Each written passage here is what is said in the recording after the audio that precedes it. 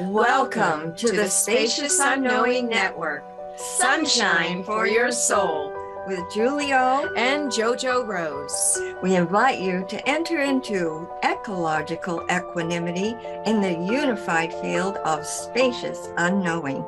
We open and awaken to broaden your access to the soul rhythm in all of us. We engage in the pilgrimage inward to feel the infinite love that beats in the rhythm of our collective soul.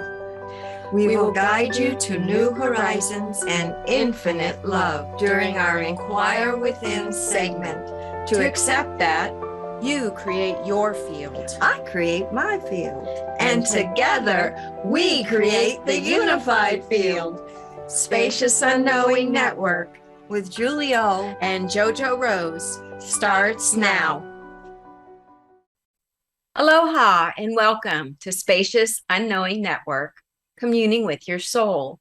I'm JoJo Rose, an initiate of Spacious Unknowing Network, and I am here with JoJo Rose, creator of Spacious Unknowing Network. Today, the title is Sunshine for Your Soul. Julio, you're on. All right. Well, I begin with sunshine in my soul is how I was born. So today I am speaking on my mother, who, when she gave birth to me, was very ill and was in bed. So I was 9 months old, and my father and my oldest sister, 10 years older than me, wanted me to go spend the weekend with my grandparents, his parents, my dad's parents.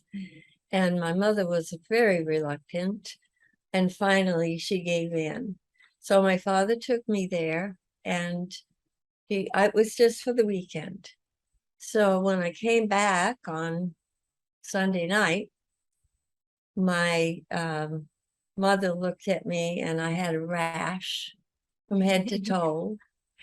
And we knew everybody in the whole town had pot of beans in the oven every Saturday night with brown bread, and everybody made them differently. And so they were far too rich for me, but that is what my grandmother fed me. So here I was. And so that was one of the reasons my mother had been reluctant. And so that was the beginning. And then by the time I was a year old, my father and sister knew that my mother was having a difficulty caring for me and that I really needed to be with my grandparents. So she relented and let me go. And I stayed there. Well, my grandmother made me a beautiful bed on a cedar chest in my grandfather and grandmother's bedroom. So it was stacked with all these beautiful blankets, and it was just so pretty. And it was very comfortable. So there I was at my grandparents' home. Now, my grandparents were very different, and my aunties, from my home where I came from.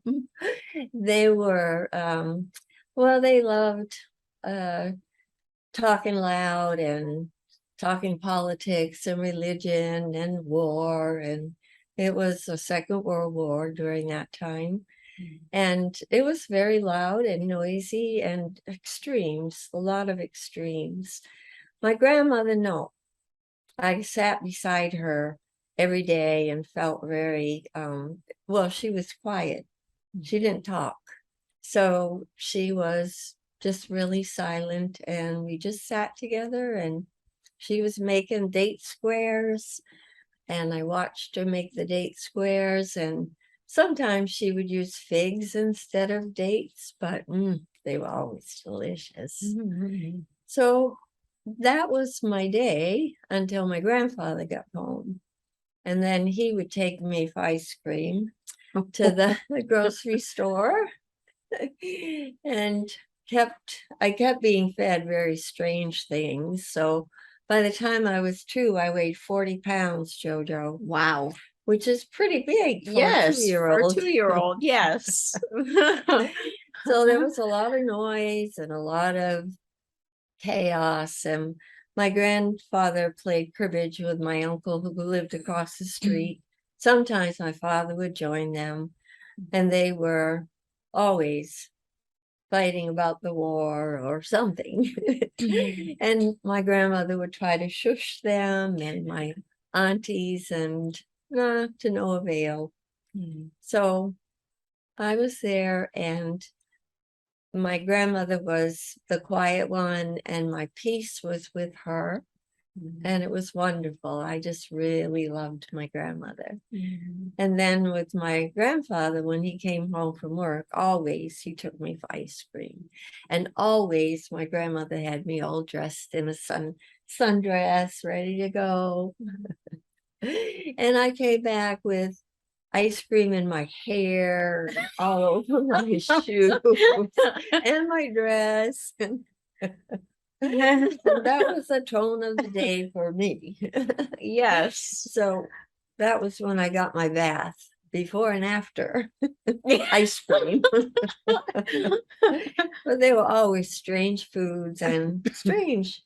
It was a strange house to me, but I loved my grandparents and my aunties, and they were always good to me. It was just that their idea of good was different from, it's a little extreme anyway.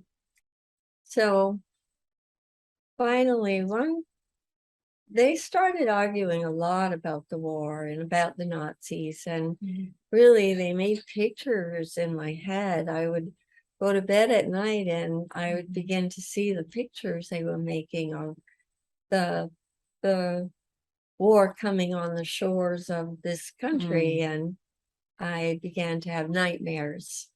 So the first night I really panicked, and I screamed and yelled and woke myself up. Yeah.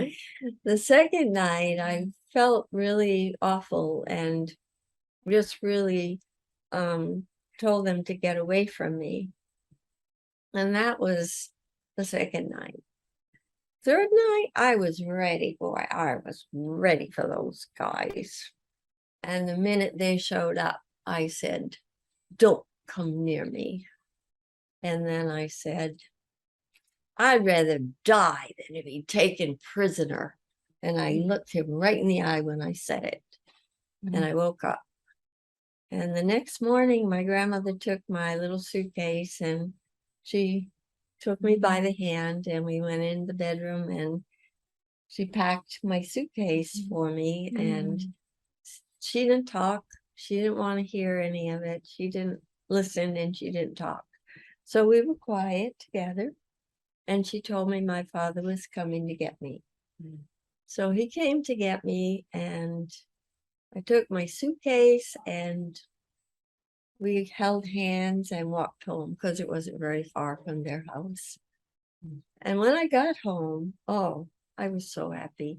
It smelled so good there in my house. And I went right to the bedroom, and my mother she looked so tiny and pale and so different. And I hadn't seen her for 2 years. So she motioned for me to get on the bed with her. So I did, and I gave her lots and lots of hugs and kisses. And then I just really was with her. And the next morning, my sister Janine made sure that I was dressed and ready for my day. And she gave me coloring books and paper to draw on if I wanted, or crayons. And I felt like I was going to school because everyone else was. My brother Don and Shirley and Janine were going to school. And so I was on the bed with my mother, and I just sang to her, and I rubbed her back, and she was really I could feel her getting a little more sunshiny bright. And so when she felt better, she'd read to me and sometimes show me how to make numbers and Yes. letters. And Yes. I loved it. I just loved all that work. It was good work because it was school. Yes. And I Yes. wanted to go to school. And so we had fun together, and I could see her getting sunshiny bright and much healthier. And then I realized that her electromagnetic field was coming alive, and I knew that she felt loved and cared for. Yeah. And she had been so worried about me being at my grandparents. So, but she was a prayer warrior, so I was fine because of her. Yes. So I knew that I couldn't have made that decision I made anywhere else but at my grandparents' house. So I was thankful that she did let me go, because I did need to start my life with that clear, I am a living soul. And what I knew was my life was dying to a psychic life and living in my soul. And that was the way it was. And so that was my beginnings. Wow. Yeah. Wow. Yeah. Well, there's so much to what you're sharing, so much to it. And the fact that you made that decision and the next morning, your grandmother packed your suitcase with you and your father came and picked you up. Yeah. Like, how is that even possible? I mean, it was done. yeah. My purpose for being there was done. And yeah. that's a flow, you flow into life in ways that are very, everybody seems to get it at the same time. And my grandmother was very attuned. She knew. And she knew that I'd been there a long time. Yeah. And it was time for me to go home and be with my mother and father and my siblings. And we did have fun. When they came home from school, we all played together, and it was so cool. Sweet. Yeah, it was wonderful. So it was all good, and I was aware that I had been in danger at my grandparents' home. But even though I wasn't sure what it was. I just knew there was danger. And I knew that they really did live a very different life than I would ever know with my mother and father. So, but I loved them. It didn't matter that, I couldn't live the way they lived. I loved them just as they were. And that was a given, love is love. Yes. You don't turn it off and on like a faucet. No. It just is what it is. And I did feel all that love for all of them, and very thankful that I had that experience. I was there for a purpose, and I fulfilled the purpose. And now I came home to be with my family. So, yeah. So we just kept on. My mother finally was able to get up out of bed. I probably was 4. Wow. It was probably a year. Yeah. Before she actually was well enough. But she was such a strong woman. Whoa. Yes. So I was always thankful that she was. So then when I was 12, I had an opportunity to find out why I felt danger in that house. And I was in 7th grade, but I really was lost because I had lots of friends in grammar school and in elementary school. Yes. And always fun. I always had fun. And then at home, then all the neighbors came to our house to play because we had a corner lot. Yes. And there was more space. So we played baseball, we played kick the can, we played all kinds of games, truth or dare, oh, so many things that kids play even now. So there was always something happening in our little yard. And so when I went to 7th grade, it was like what had happened? There wasn't one person in my classroom that I knew. Wow. And the teacher, Mrs. Mingo, had my brother the year before, Don, and she adored him. And I felt like she saw me with a jaundiced eye. So it was like, no matter where I looked and no matter what was happening, I didn't feel at home anywhere. So Larry was still with me at home, and my sister Diane had come home from my mother's parents. So now I had 2 children to care for. And because they were gonna be going to school by themselves, my mother put them in a Catholic school. So they were gonna be taking the school bus at 8 a.m. I took the school bus at 7:30. So it was like I had to leave them trusting that they would go to the bus stop and take the bus. And so that I just really was overwhelmed with a lot of everything that was happening. So in November, when I got my school picture, oh my goodness, I looked at it and went, ugly. Oh dear. I couldn't hide from that. And so when I got home, I looked in the mirror and went, oh, I can hear the Uggs that are making me ugly. And what I was hearing was, I don't want to wash and iron Diane's clothes. I don't want to wash and iron Larry's clothes. I don't want to have to get them ready before I leave for school. I just never talked that way to myself. And obviously, I had been talking that way to myself for a little while. From September till November when I got my school picture. So I knew I was in big trouble with me. Yes. But I knew that I could take care of it too.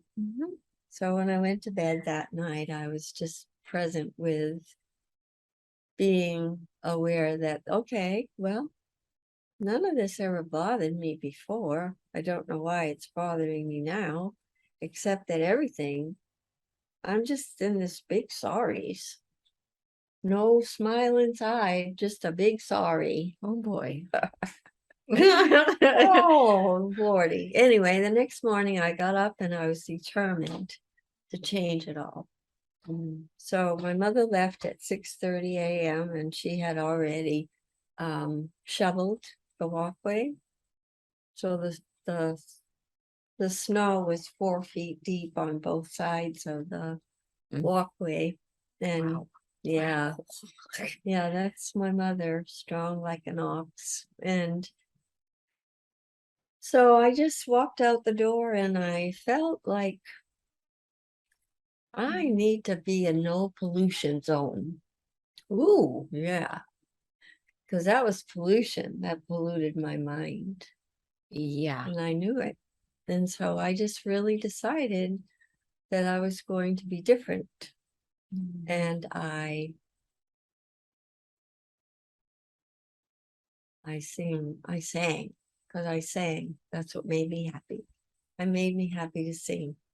So all these houses were closed up tight in the cold, and there was teeth chattering, talk. Oh yes. Yes. And I just said, grab your coat and get your hat. Leave your worries on the doorstep. Well, I did. I left them right there. Bye. And then I decided, blue skies smiling at me. Nothing but blue skies do I see. That was about it. I didn't sing anymore until I got on the street and I scream sang all of this bus.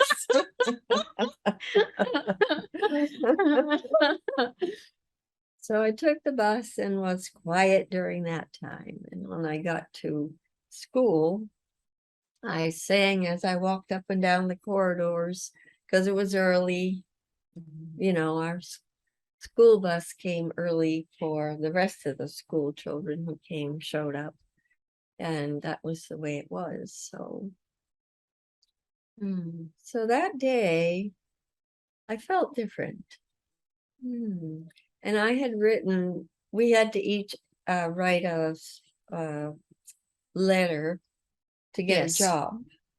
Okay. And we had to tell the qualifications for that job Yes. in the letter.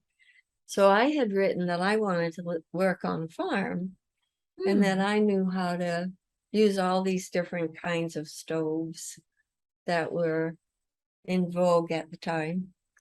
And just everything that I wrote was things I knew from my life. Yes. And Mrs. Mingo asked me to come up to the front of the class and read it to the class. I thought that was awfully strange. So I did. And I read it. And afterwards, one of the girls in my class, her name was Jane, with a Y, Jayne. She said, "You really know how to do all that?" I said, "Yeah." She said, "Well, however did you learn such things?" And I said, "Oh, just from being at home." And so, and yeah. So she was really surprised and seemed quite taken that I would have known those things. Yes.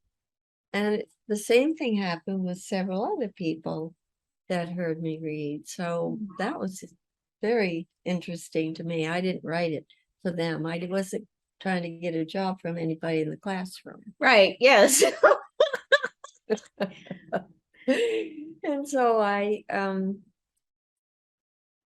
and then that same day, I was invited to a party. Wow.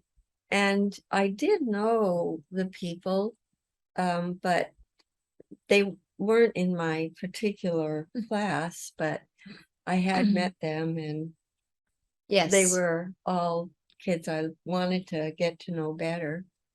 So I was very excited that I was invited to my first 7th grade party. Yeah. So I went home and I told my mother, and my sister was so excited. She had a skirt that was just such a pretty color, kind of like this. And she gave it to my mother to remake for me because I was tiny. And my mother was a wonderful seamstress, and she made the skirt, and my sister gave me a white sweater and a little, that was hers, and a little a tie that we just used little tiny ones. Yes. With little pins on the edges. And that was the way it was at that time. Yes. And I had bobby socks and loafers. And I was so excited because they had so loved me and made this all for me. And I was so happy. So my mother wanted me to take a taxi to go to Terry's house. Yes. So we can talk after. Okay. Well, please stay tuned because you want to hear the connecting of the dots, the finishing of the story with the party, and the connecting of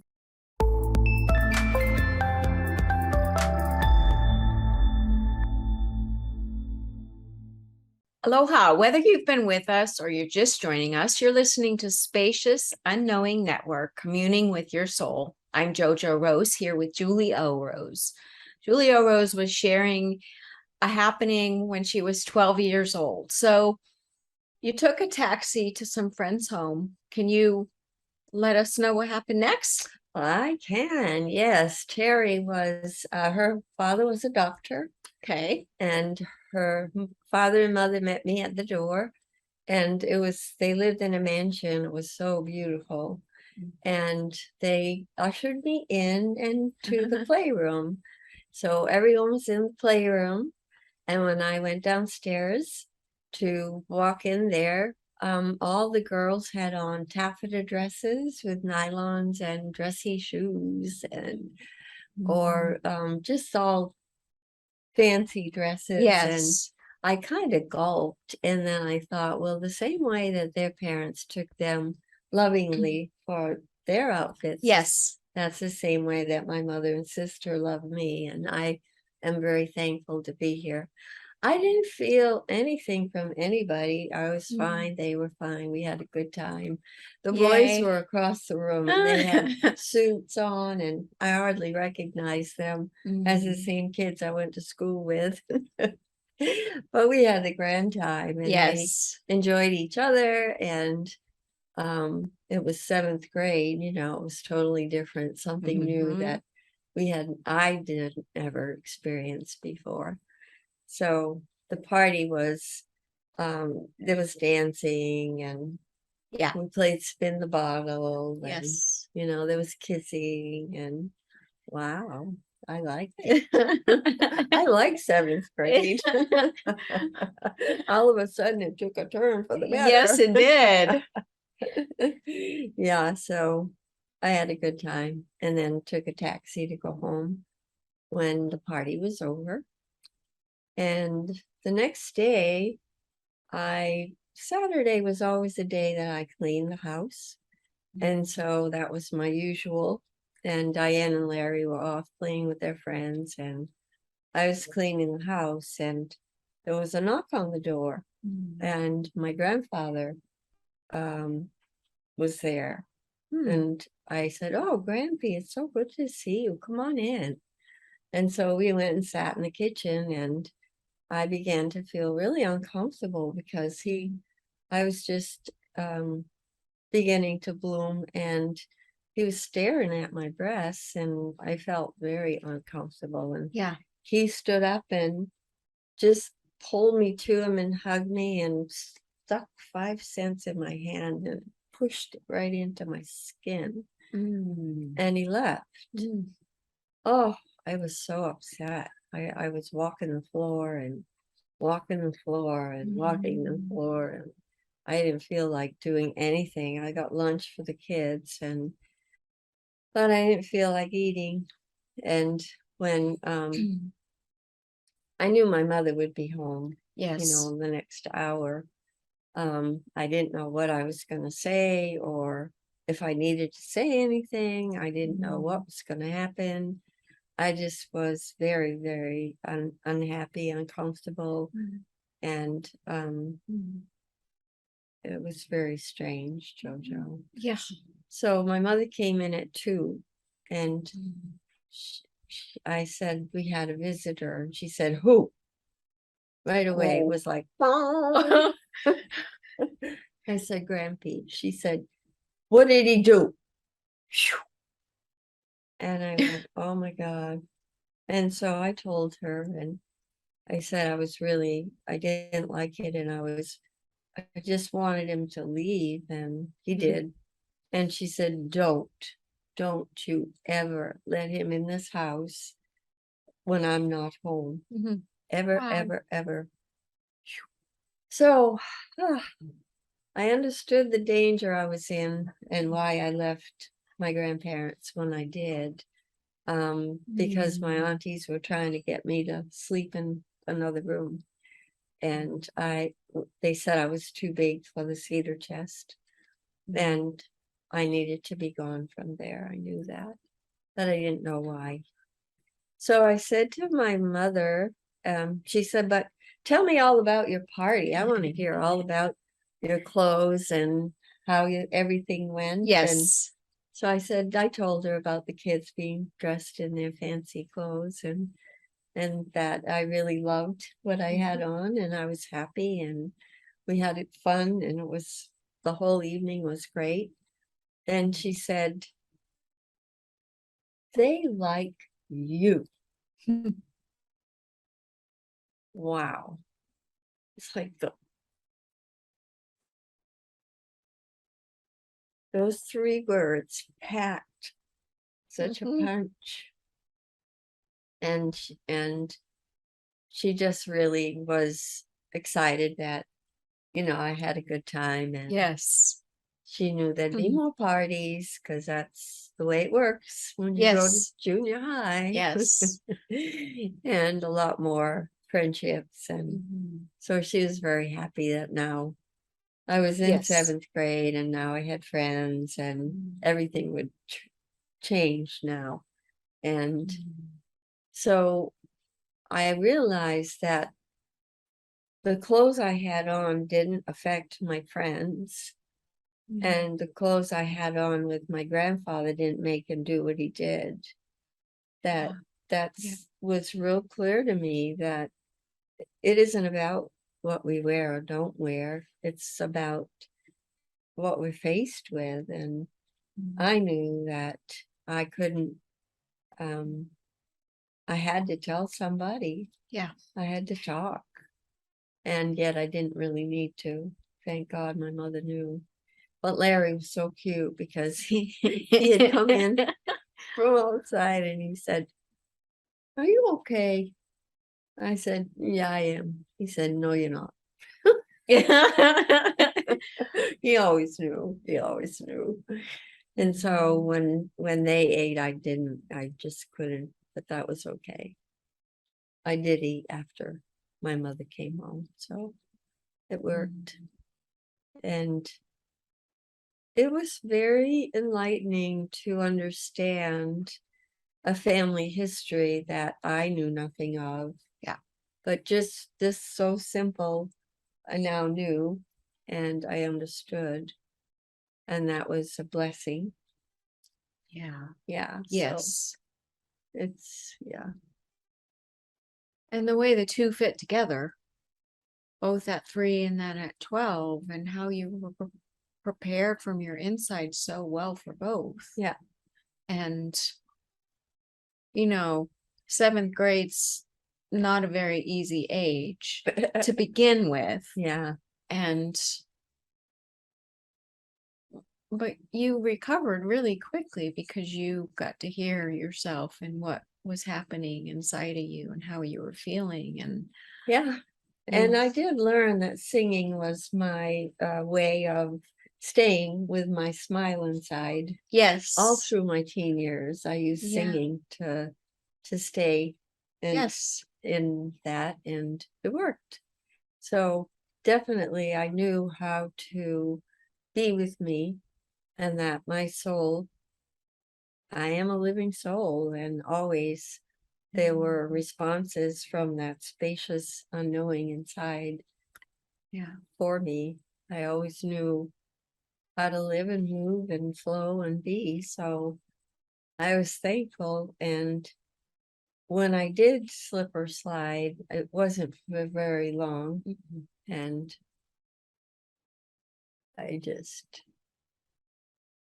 life is very interesting, JoJo. It is very interesting. And, with your 12-year-old, and that you had those 2 months of doing that with yourself and talking to yourself that way, and you didn't realize it till you saw your school picture. Oh boy. But then how quickly you really were in what you needed to be in, and it changed everything in your life. Like in a day. Yeah. And it wasn't anything external, it was what you did internally in here within your own soul to create the friendships and everything that happened. And it's so beautiful. I mean, it's just so. Yeah, it is, because from that day on, I had wonderful friends. Yes. Visited, went to their families, and always it was fun. And there was always something to do, and places to go, and people to meet. And yeah, it was wonderful. Yeah. And Larry and Diane. Now my sister Shirley was home more often, and Dawn was too. So I had less to do with them, even though there was still, but it was good. It all worked. It was kind of measured out a bit. Yeah. And every time you share a happening from your childhood, I always feel the depth of love that was in your family and in your home. Yeah.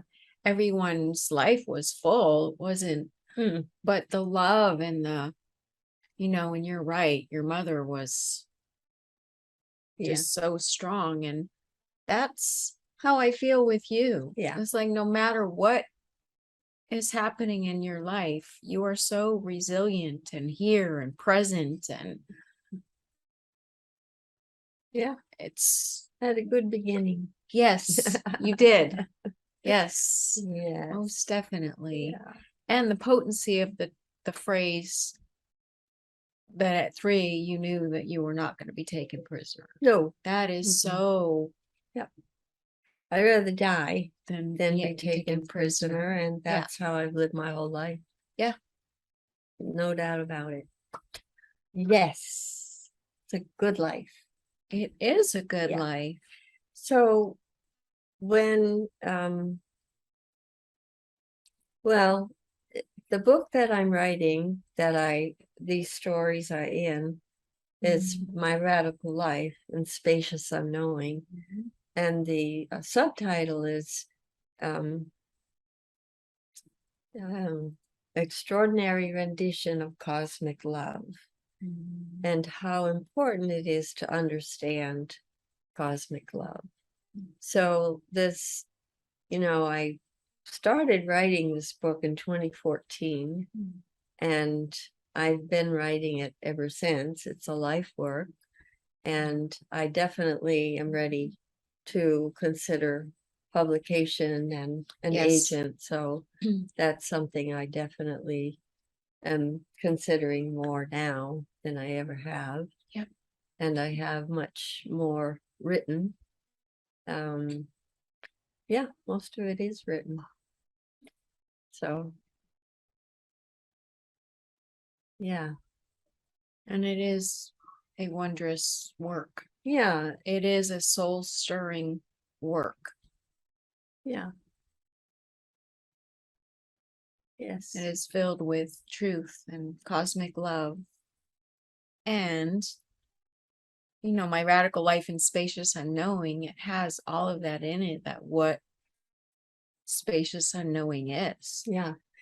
And well, really, JoJo, I don't think that spacious unknowing can be defined. No. But it can, through story, show how it works, the way it's used, what you do to go in. And when you do, something unknown shows up, like, I'd rather die than be taken prisoner. Yeah. That was totally from Spacious Unknowing. Yes. And it's the truth. And it was the truth that I came here to live. Yep. And I knew it. I knew it immediately. And that's really, it doesn't matter what chronological age somebody is. I listened in consciousness, so it was easy. It's just the way I lived. And I know from you children, you all knew things so early and shared them, and real truth. And I loved it because I knew that was the way that it is for children. And it was wonderful to have so much help from all of you. Yeah. And there were things that books hadn't yet been written about. And it was so, we had the best time. Yes, we did. Yeah. And that's really what happens when you have more of an awareness that there's more to life than just eating, sleeping, and going to school or whatever it is you're doing. Yeah. There's so much more that's so beautiful and enriching. Yeah. Yeah. And I mean, I know from my own soul that the love that I know you grew up with in your home is the same love that I grew up with in my home as a child. It's the same, and it's enriching, and it embraces the human soul. It embraces all of Well, it's the creative. human being. Yes, it Yeah, is. there's always something brand new on the horizon that just everything's fun and Yeah. wonderful. Yes. And things happen that aren't, and they don't take it away from you because you Yeah. have yourself. Yeah. And you have a way to go in and be present with what this is, Happens whatever to this be. is. Yeah. And it always, there's a response, there's a feeling of moving through it, flowing in it without any big, Yeah. no extremes. No. Nothing phenomenal, nothing that's extreme in life. That was never part of my life. No. And still isn't. I was gonna say it still is. Yeah. And it really is important to have yourself to the degree that you can face whatever it is you need to face in your life and be present with yourself. Yeah. And that's what I always encourage in others, Yes, it because is. that's the most wonderful, enriching place to live from. And there's nothing like it. And nobody knows unless they I know. live this Yeah. way. And when they do, that's how they learn it. That's how they find it out. Yeah. Yeah. So, And it's so worth it. It's so worth it to really be in and to find out from your own inner being this life. yeah. And I think, the major for all of us is that sacred trust. Yeah. And that sacred place inside of us is known. We need to know that place. We need to know that we do have a sacred contract that we come in with. Yep. And the soul I am a living soul. And living from the soul rhythm is free will. Yeah. The will is always free when you live from your soul. And it's just such a different way to live, a different way to think and feel and be and act and all the rest of it. And I can't imagine living any other way. Now that I'm coming into this, I'm starting to feel that way. I can't imagine living any other way. And I know the other way. So now it's like, well, yeah, I have a very distinct choice here. But it's an easy one to make. It's an easy one to come into. Yeah.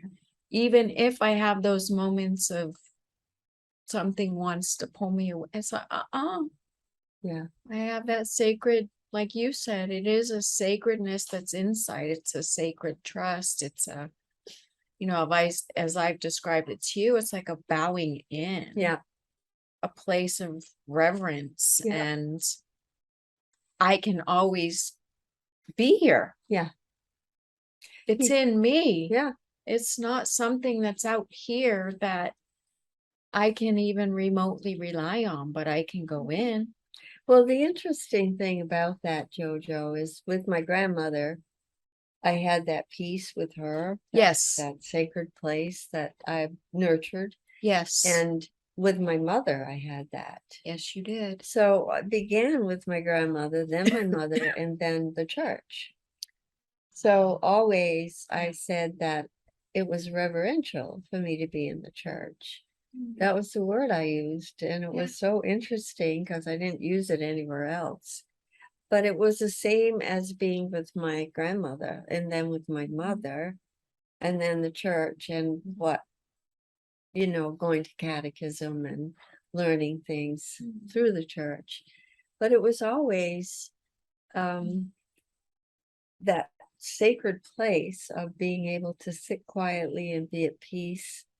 And I love the hymns and singing, Yes. and that was integral to my childhood. But definitely there's a very just, yeah, I can't imagine living without it, any of it. You know, when you were just speaking on reverence and the way, like with your grandmother and your mother, and then the church, I never put it together this way, but when I hear the word reverence, I feel the love that you're speaking of. It's a cosmic love, but it's a reverence, and it's so peaceful and still, and it's deep, Yeah, wide, there is a depth and broad, and right here, right now. Yeah, and the depth is something we need. Yeah, it is. We have, you know, I remember my friend Ann always talked about the above the ground, you know, the Yes. whatever it was. And I always said, but we have to go as deep as we go high. And that is what creates that equanimity. Yes. And she just didn't ever understand it, but it meant a lot to me. And I realized always I have to go into the depths to understand what I'm faced with that I would never understand any other way. Yeah. Then I can't imagine not needing to understand it. Yeah. Because if there's one thing I know about me, I have to understand. Yes, you do. And I always think of it as standing under my feet as a good foundation, you know, my understanding. Yeah. So I always have fun with words. Yes, you do. They mean a lot to me. Yeah. And it just really does have that feeling in it of joy, bliss, Thanksgiving, you know. It's a bliss kiss. I love it. I love it. Yeah. Yeah. And there's language connected with this life that is so meaningful. And leaves me speechless, JoJo. You know I'm never speechless. You are right? not speechless, not at all. I think, I don't want to think. For me, it always, what's the word I want?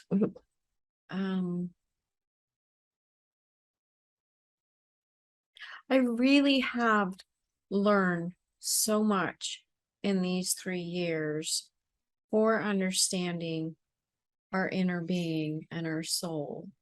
And I get that, you know, I had to do a lot of cleaning and clearing out, but I so genuinely, heartfully, deep appreciate this life and appreciate being here with you and appreciate the depth with which you are in everything in your life and thorough. And yes, the language. Yeah. Because your language and your word is like a rain for me. And I've come to understand that whatever you say to me, I'm so willing to bring home and so willing to understand. And it's not always immediate. Sometimes I have to really be with it for a while, go deep. And I just so genuinely appreciate. Yeah, and that's really important, that we don't hurry ourselves. No. And we don't feel that we have to do something or have an answer, because truthfully, there are no answers. There's only responses. And when we're able to respond to something as it unfolds and as it arrives, it's here and now, it's in this moment. And it's the most important way for us to live, because there are no pat answers. I would hear people say, oh, I have an answer. And then they would live in it for and I go, well, how does that work for you? And they never thought about it. Yeah. But when they thought about it, they went, well, it's pretty stagnating. Yes, it No is. kidding. Because our life is in continuum. It's every day. It's all new things every day. And to be fresh and new is what it's all about. Yeah. What else is there? I Nothing. mean, that's the real deep enriching, rich texture way of this life. Yeah, is that. there's not living on the surface, and that's all No. there is. It's really much, much different from that. And it's so yeah, it's how I live, and I love it. And I'm very, very, very deeply thankful for this life, JoJo. Yeah. And I'm thankful for you in it. And I'm thankful for you in mine. What a joy. Yes. What a gift. What? Yeah. Now I'm speechless. Well, guess what time it is again? Oh, Yeah. wow. That went fast. It went very quickly. Woo-hoo. Thank you for all that you shared today. Thank you. Thank you. Yeah. Thank you. Thank you for being here, because I Yes. appreciate you Yes. very much. Yes. We are so grateful that you have been with us. And we really would love to hear from you. So there's several different ways that you can reach out to us. We would like to know what maybe stirred you or touched you particularly in this show today. You can reach us at our Facebook page, Spacious Unknowing Network. You may go to our website, spaciousunknowing.com. Send us a message. Let us know. We really do want to hear from you. Or you can go and sign in to receive Spacious Unknowing meditations. Until next week, have a wonderful week, and we will see you again soon. Aloha. Thank you for listening to Spacious Unknowing Network, Sunshine for Your Soul, with Julie O. And JoJo Rose. Join us again for life-affirming communication every Monday at 7 p.m. Pacific Time on TransformationTalkRadio.com, so that you can bask in the rays of infinite love. Access soul rhythm to tap into your real being, for your heartbeat in the rhythm of your soul.